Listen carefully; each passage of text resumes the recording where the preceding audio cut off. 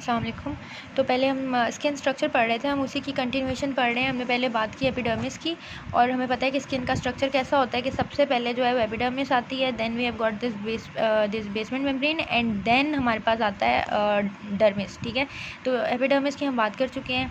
Basement membrane देख लेते हैं। अब बेसमेंट मेम्ब्रेन जो है it is located between the epidermis and dermis, और जो पीएस स्टेनिंग जो है उससे हमें पता चलता है कि इसका डायामीटर जो है that is 0.5 micrometer to 1 micrometer. ठीक है, अच्छा, और ये भी हमें पता होना चाहिए कि इसके जो बेसमेंट मेम्ब्रेन है ये डिवाइडेड है इनटू 4 लेयर्स। ठीक है, अब इसकी लेयर्स जो है उनका हमें नाम पता हो जाए ये काफ़ी होता है।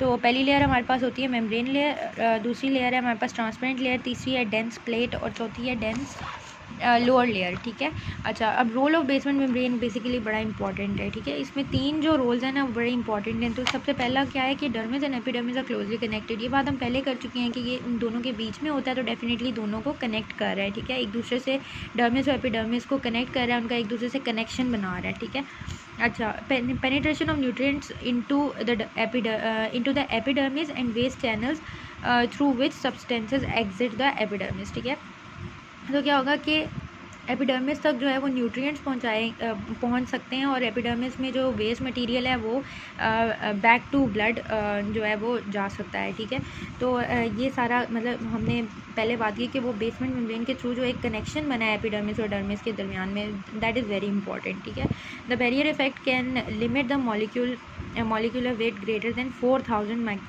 मैक्रोमोलिक्यूलर्स। ठीक है, pass through such as inflammatory cells and tumour cells. तो मतलब जो बड़े मॉलिक्यूल्स हैं उनका पैसेज जो है वो मना कर देगा या उसको इनिबिट करेगा। ठीक है, फॉर एग्जांपल जो जैसे बड़े मॉलिक्यूल्स होते हैं, इन्फ्लेमेटरी सेल्स हैं या ट्यूमर सेल्स हैं, तो उनका पैसेज जो है वो नहीं जाने देगा, नहीं होने देगा। ठीक है, तो दैट इज़ अब ये ना बिल्कुल वही बात है कि जैसे कार्सिनोमा इन साइटो में हमने पढ़ा था कि जो कार्सिनोमा इन साइटो होता है उसमें क्या होता है कि जो एबनॉर्मल सेल मैस है ना वो कहाँ पे कन्फाइंड होता है, वो एपिडर्मिस में कन्फाइंड होता है। ठीक है, और जो बेसमेंट मेम्ब्रेन है ना वो उसे प्रिवेंट कर रही होती है उसकी एंट्री इनटू द डर्मिस। ठीक है, और एज सुन एज वो मैस जो है वो इन्वेट कर जाए इनटू द डर्मिस तो हम कहते हैं कि वो इन्वेसिव कार्सिनोमा हो गया। ठीक है, तो ये जो रोल है this is being played by what, this is being played by this basement membrane. ठीक है, तो ये हमारे पास बड़े इंपॉर्टेंट एक स्ट्रक्चर है जिसके रोल और फंक्शन हमारे जहन में होना चाहिए। ठीक है,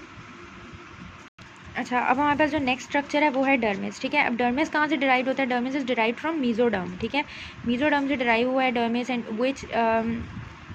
which contains skin appendages and abundant blood vessels, lymphatic vessels and nerves and muscles। ठीक है, तो डर्मिस हमारे पास इस हिसाब से इंपॉर्टेंट है क्योंकि सारा ब्लड सप्लाई और स्किन अपेंडेजेस और जो भी लिम्फेटिक वेसल्स हैं सब कुछ कहाँ पे अवेलेबल है, वो हमारे पास डर्मिस के अंदर है। ठीक है, the dermis is divided into from top to bottom, it is divided into papillary layer and reticular layer from top to bottom. ठीक है, एक ऐसे ओवरऑल सा एक ओवरव्यू कर लेते हैं डर्मिस के स्ट्रक्चर का। तो फाइबर कंपोजिशन होती है, मैट्रिक्स होता है और सेलुलोज कंपोनेंट्स होते हैं। ठीक है, जो फाइबर कंपोजिशन होती है ना उसके अंदर कोलेजन फाइबर्स होते हैं, इलास्टिक फाइबर्स होते हैं और रेटिकुलर फाइबर्स होते हैं। ठीक है, उसके बाद हमारे पास जो सेलुलर कंपोनेंट्स हैं उनके अंदर हमारे पास फाइब्रोब्लास्ट, मास्ट सेल्स, मैक्रोफेज और फैट सेल्स आ जाते हैं। ठीक है, फिर हमारे पास आता है सबक्यूटेनियस टिश्यू। ठीक है, अब देखें एपिडर्मिस देख लिया हमने, बेसमेंट मेम्ब्रेन देख ली, डर्मिस देख लिया, अब हमारे पास आ जाता है सबक्यूटेनियस टिश्यू। ठीक है, सबक्यूटेनियस टिश्यू जो है ना वो लूज कनेक्टिव टिश्यू होता है और उसके अंदर फैट लोब्यूल्स होती हैं। ठीक है, तो दैट्स इट, ये हमारे पास ओवरऑल हमने एक स्किन की एनाटमी देखी है ऊपर से।